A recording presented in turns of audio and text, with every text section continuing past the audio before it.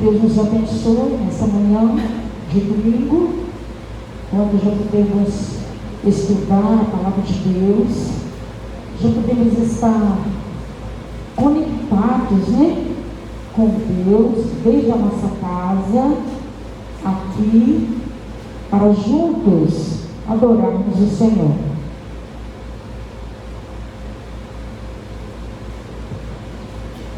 Eu gostaria de estar lendo com os irmãos vão apenas ouvir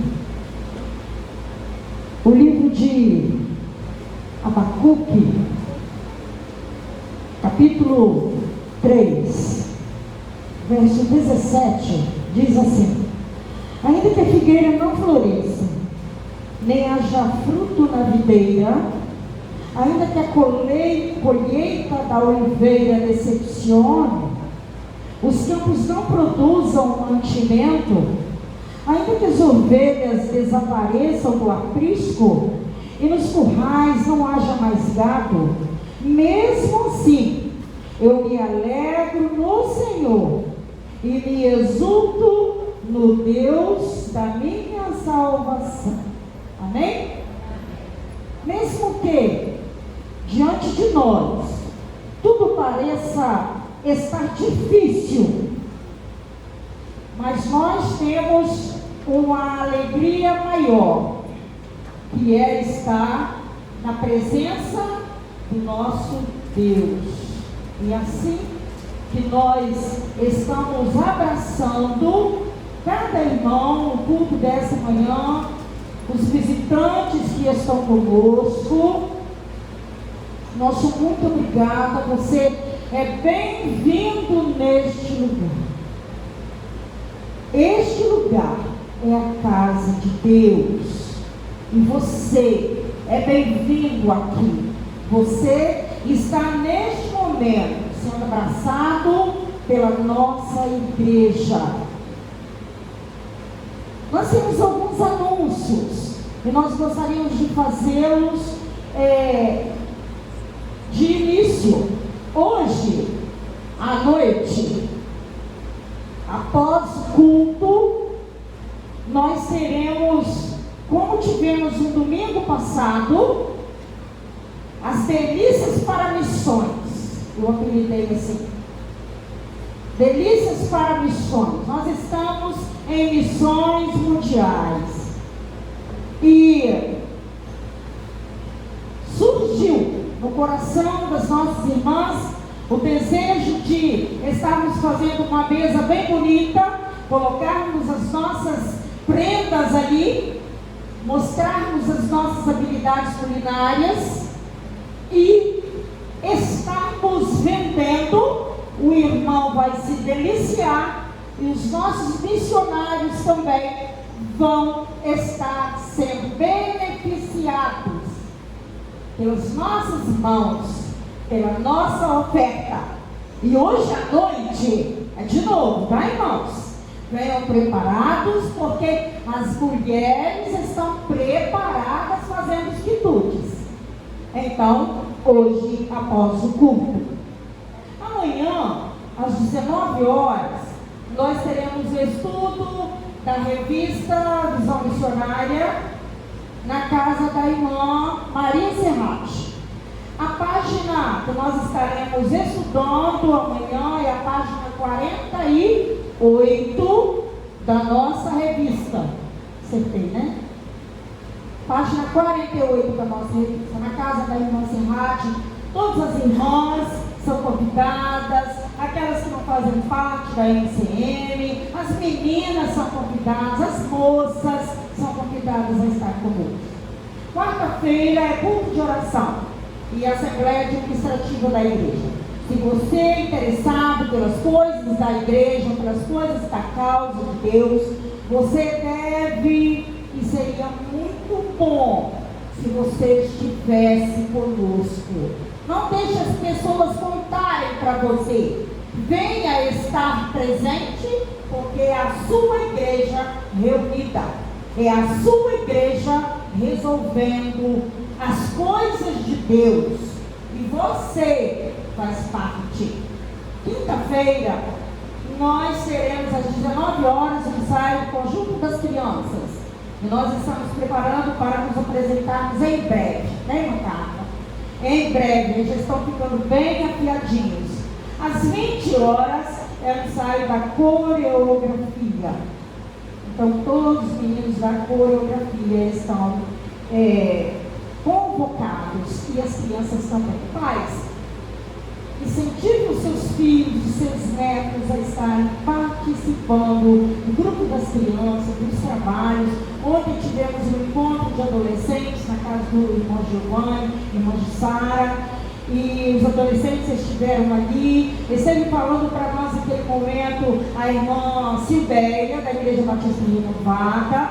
Foi um momento muito bom em que os nossos adolescentes estiveram ali, irmãos. Foi inspirador, foi de crescimento na vida dos nossos adolescentes. Neste momento, nós vamos recitar o nosso tema e a nossa divisa de missões mundiais. Mas nós não vamos fazer ensaio, nós vamos falar bem bonito, missões mundiais. Principalmente nos dias em que estamos vivendo.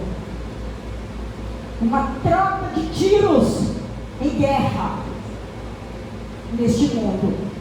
Lá na Ucrânia, lá na Rússia, nós sabemos disso. E a nossa junta de missões mundiais, ela nos traz um tema que vamos falar sem ensaio. Viva a compaixão! Nossa divisa: fui crucificado com Cristo, assim já não sou eu quem vivo, mas Cristo vive em mim. Gálatas 2:20. E nós vamos apreciar, ver um videozinho missionário também falando sobre a compaixão.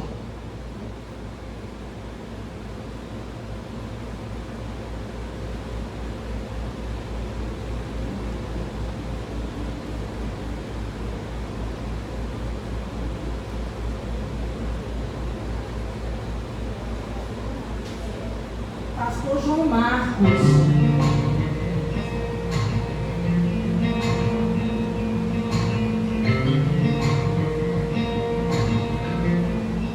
Viva a compaixão!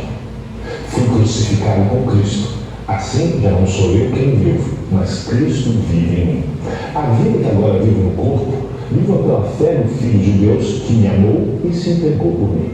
Gálatas 2:20 nos diz isso. A escolha do tema da campanha de missões mundiais para 2022 está diretamente ligada ao momento em que a humanidade viveu nesses últimos 2 anos.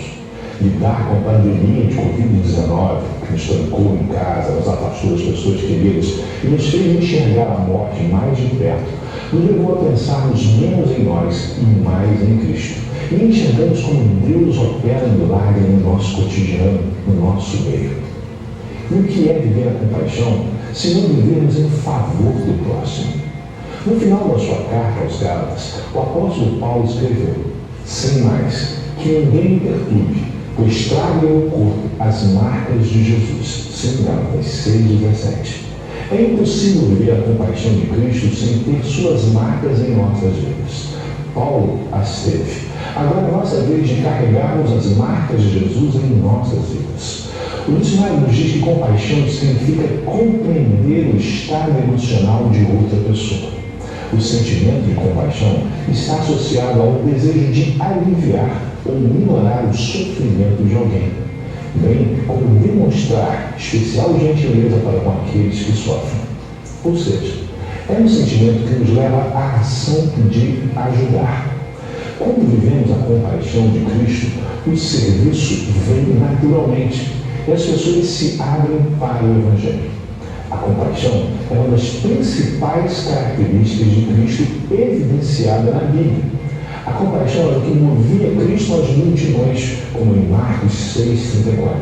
Pois Jesus saiu do barco e viu uma grande multidão, teve compaixão deles. E assim como no vírus, A compaixão também é contagiosa. Mas, ao invés de levar ao fim, a compaixão produz vida. É como se para cada gesto de compaixão, 10 vidas fossem transformadas para a glória do Senhor e cheias de compaixão numa multiplicação infinita. Ao caminhar com Cristo, os discípulos tiveram suas próprias características transformadas. Eles passaram a ser mais sensíveis às necessidades daqueles que o cercavam. Jesus, como nós bem sabemos, é onisciente. Ele sabe de tudo o que precisamos e seus seguidores, de certa forma, passam a desenvolver a sensibilidade de perceber o que os outros necessitam. Em Marcos 6, 34 a 36, diz que já era tarde, por isso seus discípulos se aproximaram dele e disseram: "Este é um lugar deserto e já é tarde. Manda embora o povo para que possa ir aos campos e povoados vizinhos comprar algo para comer." Jesus se compadeceu daquilo que era espiritualmente necessário. Mas os discípulos se compadeceram do que era físico, pois ainda não tinham todo o entendimento daquilo sobre o qual Jesus sempre compreendeu. Quando Jesus saiu do barco e viu uma grande multidão, teve compaixão deles, porque eles eram como ovelhas sem pastor. Então começou a ensinar muitas coisas. Talvez hoje você não possa demonstrar sua compaixão por pessoas de outros países de forma presencial, assim como tem feito os missionários de missões mundiais. Mas você pode concretizar através de suas ofertas e orações. Ou quem sabe falando a outras pessoas com grande amor pela obra missionária. A sua demonstração de compaixão pelo próximo pode mobilizar muitas pessoas. Em cada situação, Deus nos traz uma lição. E na pandemia não foi diferente. Aprendemos que para viver a compaixão fora de casa, temos que vivê-la dentro de casa primeiramente. Ao longo dessa campanha, você e sua igreja serão motivados a viver a compaixão de Cristo de forma prática, amando e servindo ao próximo. É por deixar Cristo viver em você. Viva a compaixão.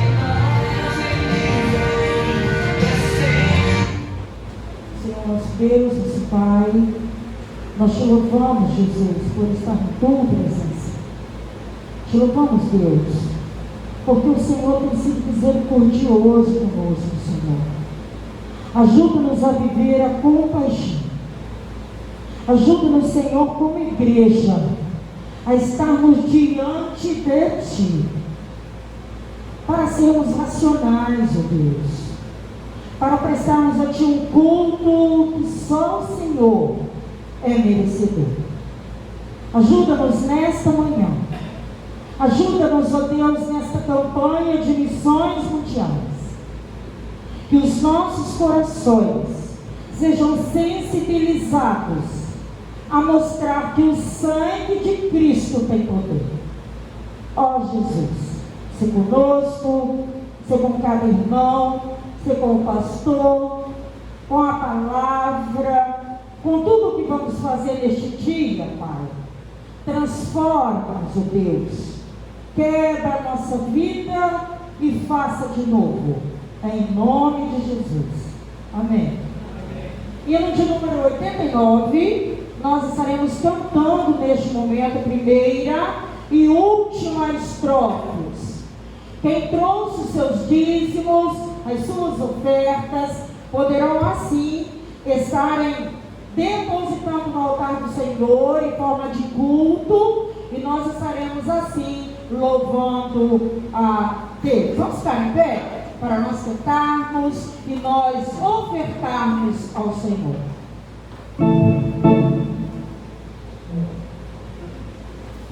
Yes.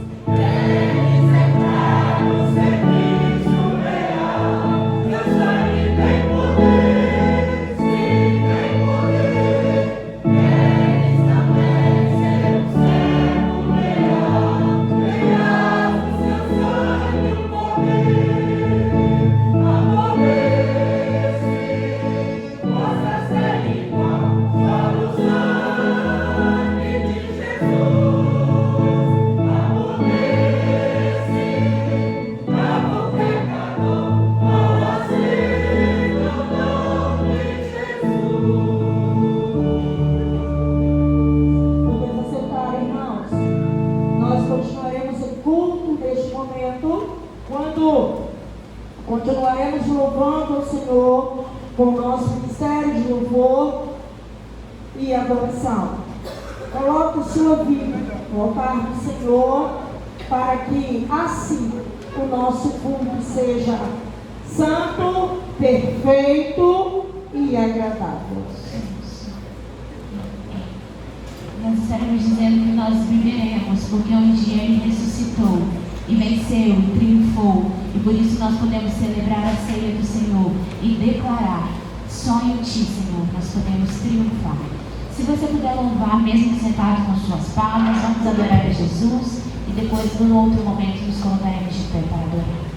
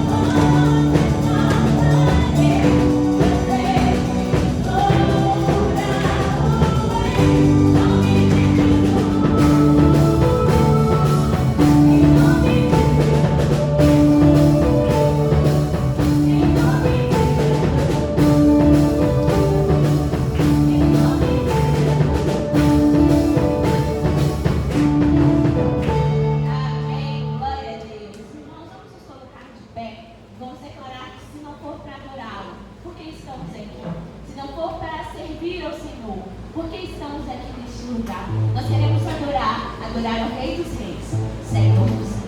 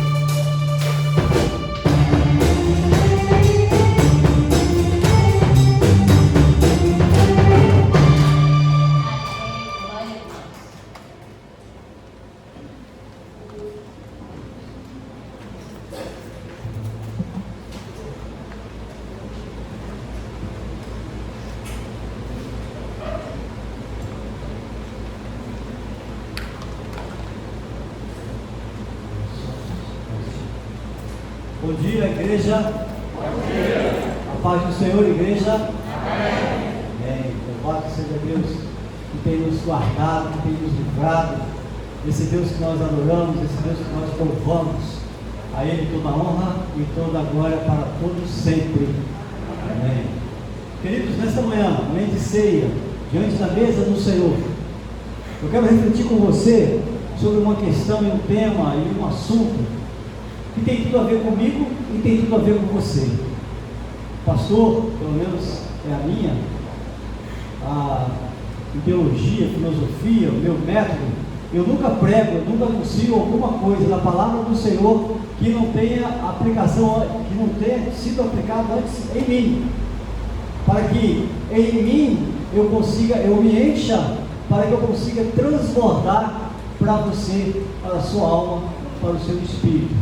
Então, nesta manhã eu gostaria de falar com você sobre um tema muito interessante. Na literatura judaico-cristã, quando os judeus falavam do corpo, quando os judeus falavam do movimento das pessoas em direção a um ato, a uma atitude, a literatura judaico-cristã fala da alma. Sim, porque a alma fala daquilo que nós somos. O corpo, ele é um invólucro, ele é um vaso de barro, que traz dentro de si a alma. Um corpo sem alma é um defunto. Uma alma sem corpo é um fantasma. Então, quando esses dois se encontram, há um movimento, há uma ação. Mas essa alma, esse corpo, enquanto aqui estivermos, enquanto existirmos, ele toma algumas direções, ele toma algumas decisões, ele toma algumas atitudes, ele tem alguns comportamentos que são individuais. Mas eu quero ressaltar aqui dois comportamentos, dos muitos e vários, que talvez você imagina ou até saiba que nós tenhamos. Há uma tendência nossa, e essa tendência natural do ser humano, a ter dois caminhos, a ter uma escolha, a ter aquele momento de reflexão em que eu vou tomar uma decisão que vai me levar para um caminho de justiça, e eu tenho uma decisão, sendo ela tomada certo ou errado, que vai me levar a um caminho do erro, do pecado.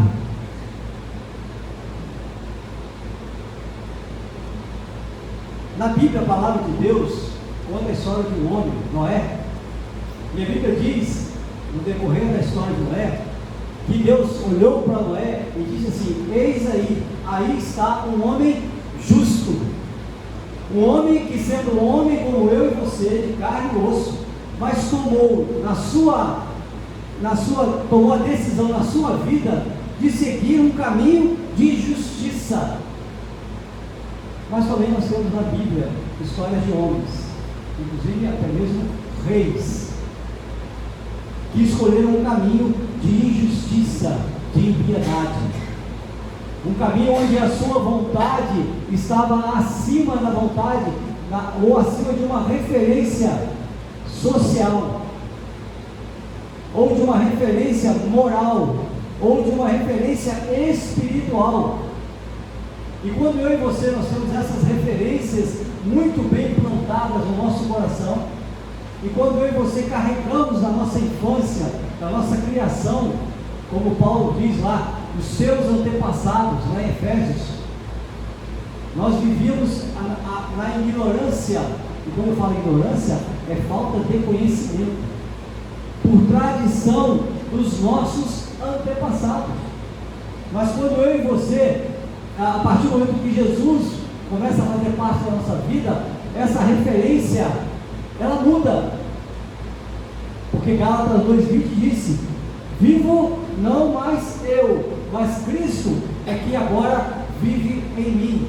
E quando isso acontece no ser humano, quando essa alma ela é tomada por esse sentimento, por essas questões, a tendência nossa é seguir o caminho da justiça. Justo, o quanto mais justo eu puder ser, melhor será. Justiça nos relacionamentos com os meus amigos, justiça na família, justiça no meu relacionamento conjugal, justiça no meu modo de trabalhar, de agir. Mas eu quero dizer uma coisa para você: nem sempre é assim. Nem sempre eu sou assim. Nem sempre eu tenho total domínio sobre mim, sobre as minhas ações. E muitas vezes a tendência, como já diz o ditado popular, é trazer a brasa para o meu peixe, é trazer a brasa para a minha situação, como diz o capixaba, né? Farinha pouca, meu pirão primeiro. O resto, alguns chegam a dizer o seguinte: para mim, o seu problema é seu, não é meu. Não vem para cá contando as suas mazelas, as suas dificuldades, que o problema é seu. Então nós às vezes colocamos numa posição, numa atitude, numa ação de injustiça, mesmo sabendo muitas das vezes que por esse caminho que eu adentrar é um caminho que eu vou ferir, que eu vou magoar, que eu vou entristecer, que eu vou afastar. E hoje, diante da ceia do Senhor, do memorial da ceia do Senhor, eu quero chamar você, a sua atenção para duas pessoas que escolheram atravessar, passar por esse caminho. Olha a sua Bíblia, o Evangelho de Mateus. O Evangelho segundo escreveu São Mateus. Irmãos, Lucas capítulo 18. Mateus é o texto da noite, o sermão da noite. Lucas capítulo 18, a partir do versículo 9. Dois homens, Jesus vai nos contar essa parábola de dois homens com atitudes individuais, independentes, mas que eu e você seremos nessa manhã impactados, alertados por essas atitudes. Diz assim a palavra do Senhor, Lucas capítulo 18, a partir do versículo 9. Propôs também esta parábola a alguns que confiavam em si mesmos, por se considerarem justos e desprezavam os outros. Dois homens subiram ao templo com o propósito de orar, um fariseu e o outro publicano. O fariseu, posto em pé, orava de si para si mesmo, desta forma: ó Deus, graças te dou, porque não sou como os demais homens, roubadores, injustos e adúlteros, nem ainda como esse publicano. Jejuo 2 vezes por semana e dou o dízimo de tudo quanto ganho. O publicano, estando em pé, de longe, não ousava nem ainda levantar os olhos ao céu, mas batia no peito dizendo: ó Deus, sê propício a mim, pecador. Disse Jesus: digo-vos que esse desceu justificado para a sua casa, e não aquele, porque todo o que se exalta será humilhado, mas o que se humilha será exaltado. Disse Jesus: esse desceu justificado para a sua casa. Querido, querida, aos nossos olhos humanos, aos nossos olhos nus e humanos, você pode dizer o seguinte: mas quem está certo? Quem está cumprindo a religião? Quem está frequentando o culto? Quem está indo no templo? É o fariseu. Ele está cumprindo toda a religiosidade, então ele está certo, ele está no lugar certo, ele está no momento certo, ele está vivendo da forma certa. Mas eu quero dizer para você nessa manhã: religiosidade Jesus abomina. Religiosidade era justamente o maior impasse entre Jesus e os fariseus. Aquele homem, para uma sociedade que olha as coisas por aquilo que vê, aquele homem estava corretíssimo. Ele estava cumprindo as suas tarefas religiosas, ele estava cumprindo as suas obrigações religiosas, inclusive exageradamente, como ele disse aqui: jejum 2 vezes por semana, versículo 12, sendo que os judeus pediam um jejum por mês. Um jejum por mês. Se estava super exagerando. Não, pastor, eu venho a todos os cultos da igreja, eu venho a todas as reuniões da igreja, eu não sou como aquela irmã que vem uma vez ou outra, eu não sou como aquele irmão que vem, quando vem, é o primeiro que chega, é o último que chega, é o primeiro que sai. Não, pastor, eu não sou igual a esse. Não, pastor, eu não sou igual àquela irmã que ora bonito na frente, que fala bonito, palavras bonitas, mas que lá na cidade, lá na rua, é uma... Não, pastor, eu não sou.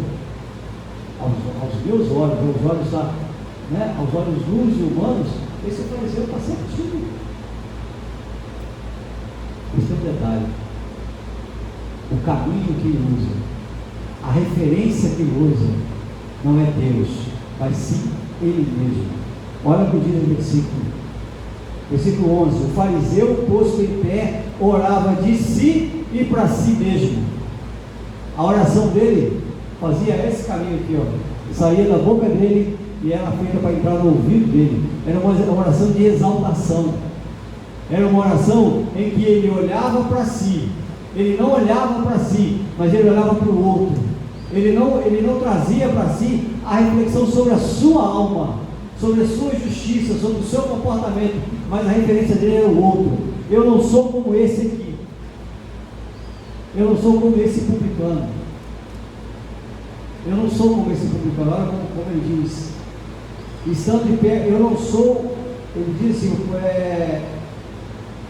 orava porque não sou como os demais homens, roubadores, injustos e adúlteros, nem ainda como este publicano. Olha só o status em que ele colocou o publicano. Primeiro ele citou que ele não era roubador, não era injusto e não era adúltero. Aí ele colocou o publicano acima dessas questões.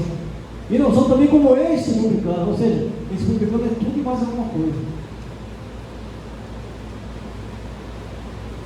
Essa atitude, essa lida com a sua alma, com o seu corpo, com a sua mente, faz toda a diferença. E nós vamos ver mais na frente que diferença é essa. E a partir do versículo 13, diz a palavra: o publicano, estando em pé, de longe,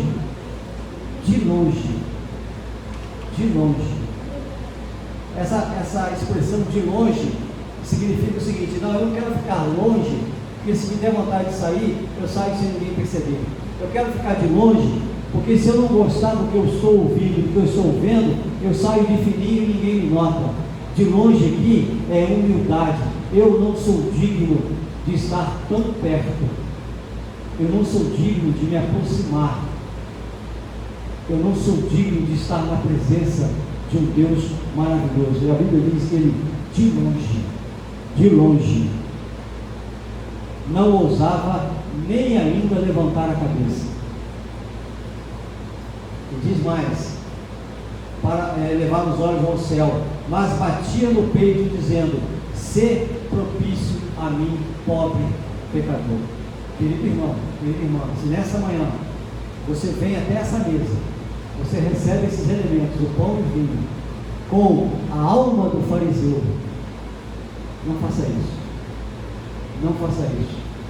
Mas se você vem até essa mesa com a alma desse homem que, batendo no peito, que não conseguindo nem sequer levar os olhos aos céus, porque reconhece a sua miséria, reconhece a sua pequenez, reconhece a sua insuficiência, e diz para o Senhor: sê propício a mim, pobre pecador. É esse espírito, é essa alma que o Senhor nosso Deus espera. É por esse espírito, é por essa alma que Jesus Cristo deu o seu corpo, verteu o seu sangue por mim e por você, para nos tornar filhos de Deus e nos tornar pessoas melhores, almas viventes melhores. Então se aproxime sim dessa mesa. Mas pastor, o meu sentimento hoje é o sentimento do fariseu. Eu devo tomar ceia? Eu devo cear? Eu devo fazer parte? Sim, mas com o sentimento, com o entendimento de que a partir desse momento eu entendi que a minha alma, a minha alma precisa ser justa, a minha alma precisa ter um caminho, a minha alma precisa ter a orientação certa, para não ferir, para não magoar, para não entristecer. Sim, você deve tomar parte dessa ceia. Sim, você deve fazer parte desse momento, para que você entenda que a partir de agora eu quero uma nova direção, eu quero um novo rumo, eu quero um novo caminho. E Jesus diz: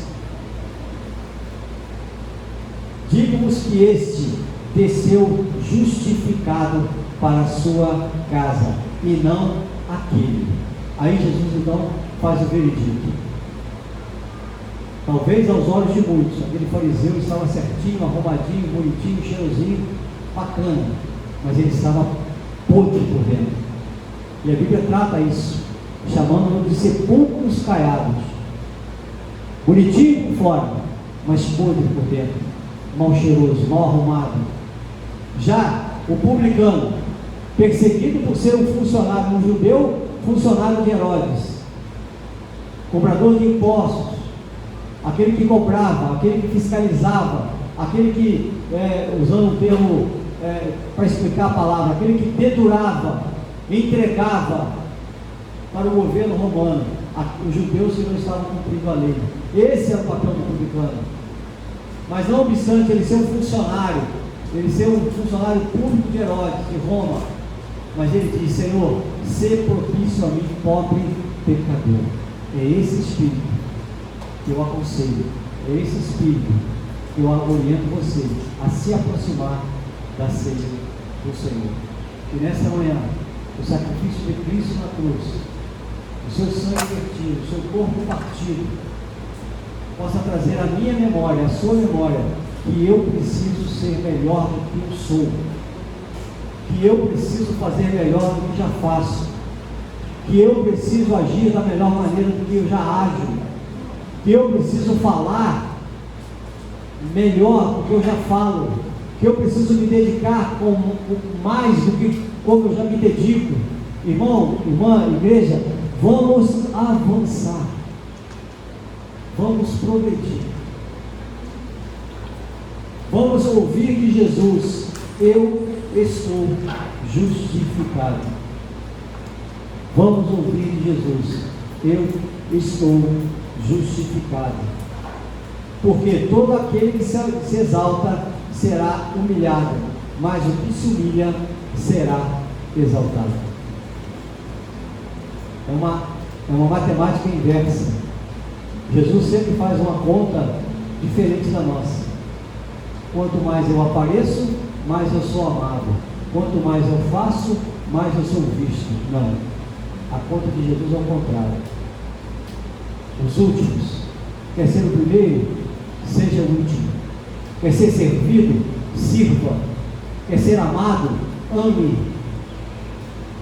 E nesta manhã, diante dos elementos da ceia, o pão e o vinho, eu e você possamos refletir sobre como é que nós desceremos: justificados ou condenados. Se aproxime da mesa do Senhor, se aproxime dos elementos da mesa do Senhor com esse sentimento: eu quero ser encontrado justo, justa, em todos os meus aspectos, na escola, no relacionamento, na faculdade, no trabalho, na família, em todos os aspectos, eu quero ser encontrado justificado. Que Deus nos abençoe nesta manhã. Vamos tomar os elementos, pão e vinho, nessa hora.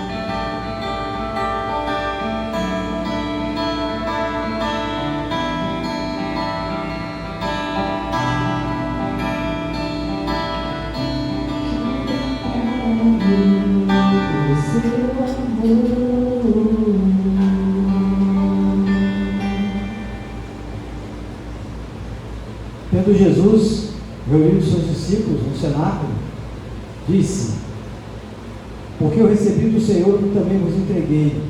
Que o Senhor Jesus, na noite que foi traído, tomou o pão e, tendo dado graças, o partiu e disse: isso é o meu corpo que é dado por vós, fazei isso em memória de mim.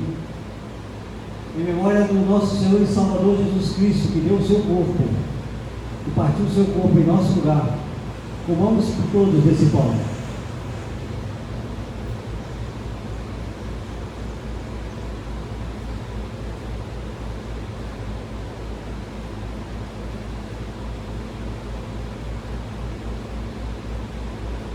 Por semelhante modo, depois de haver ceado, tomou também o cálice, dizendo: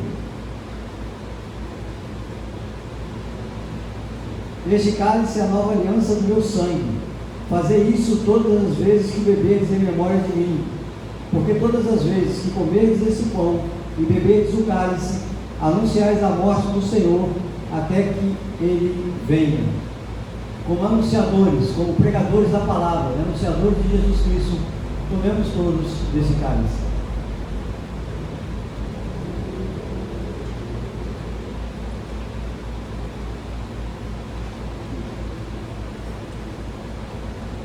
Irmão Joaquim irá orar ao Senhor, agradecendo ao Pai esse momento tão solene da igreja.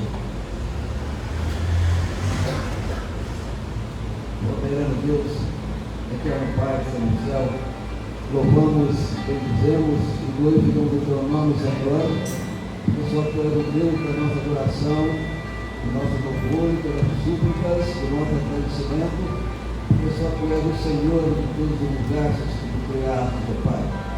Pois nós temos alegria em ser teus servos, pois nós temos o prazer em te servir, pois nós temos a felicidade de colocar nossas vidas no teu altar para ser usado pelo teu Espírito, Senhor, porque somos teus servos, e na qualidade de servos temos um compromisso sério contigo, Senhor. Um compromisso que nós não afastamos dele no instante, porque esse compromisso faz Pai, da nossa fé, da nossa credibilidade, do nosso interesse, da nossa comunhão, do nosso pacto, do nosso trato que fizemos contigo um dia, Senhor, de estarmos de pé na tua presença, te adorando, te servindo, cultuando o teu nome, pregando o teu evangelho, testemunhando o teu nome, falando da tua salvação, Senhor, falando do teu perdão e anunciando aos pecadores para que eles também venham para acreditar no teu sacrifício na cruz pelos nossos pecados, a tua vida por nós, Senhor,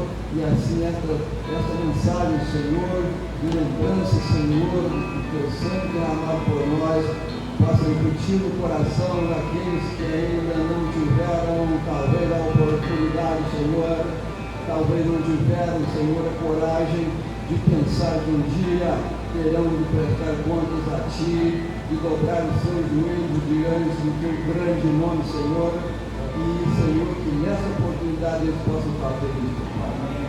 Te rogamos, te agradecemos, te louvamos, tudo isso em nome santo, sagrado e poderoso, que é o nome de Jesus Cristo, nosso Senhor, agora, para você. Amém. Amém, queridos. Vamos louvar? Vamos adorar esse Deus maravilhoso. Logo em seguida, eu estarei.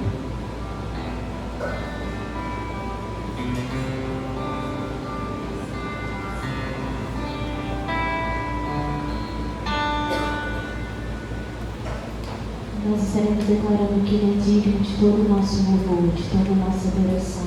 E que por isso estamos aqui fazendo memória da ceia, porque Ele é santo, incomparável, inigualável e merece todo o louvor e toda a adoração. E que você construa a sua vida voltada no Senhor Jesus.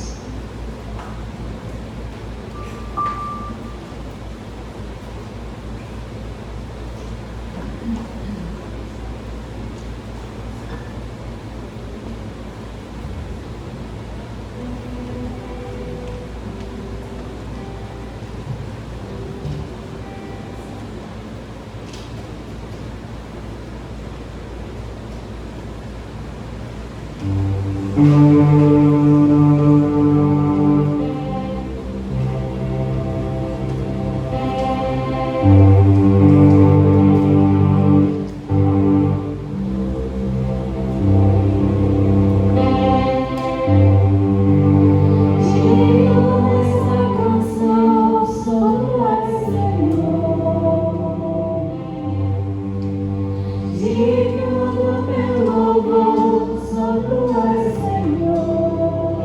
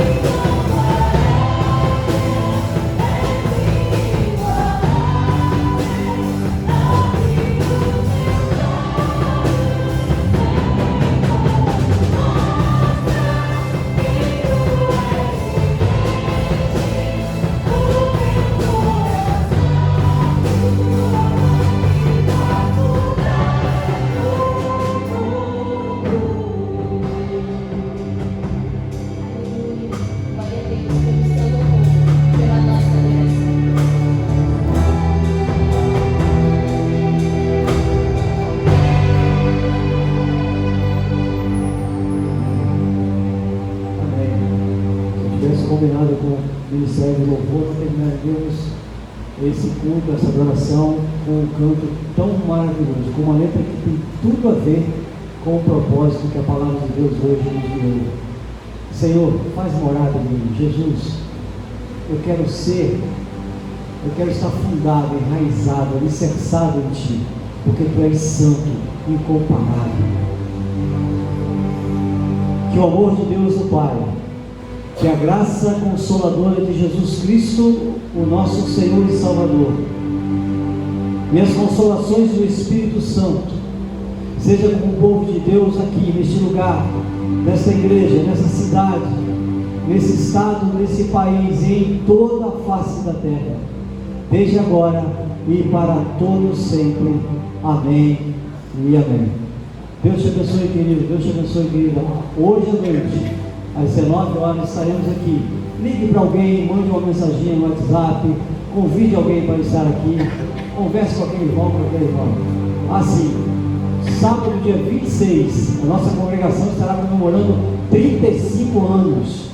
A nossa igreja, a primeira igreja batista, estará lá. O pastor vai estar lá pregando também a palavra, junto àqueles irmãos, e você é nosso convidado e convidada para estar junto conosco lá sábado, adorando o Senhor por 35 anos daquela congregação. Sábado e domingo, sim, mas domingo é aqui. Domingo os irmãos vão fazer o trabalho lá, mas sábado esta igreja está convidada / convocada a estar lá conosco adorando ao Senhor. Amém? Vamos em paz, que o Senhor nos acompanhe.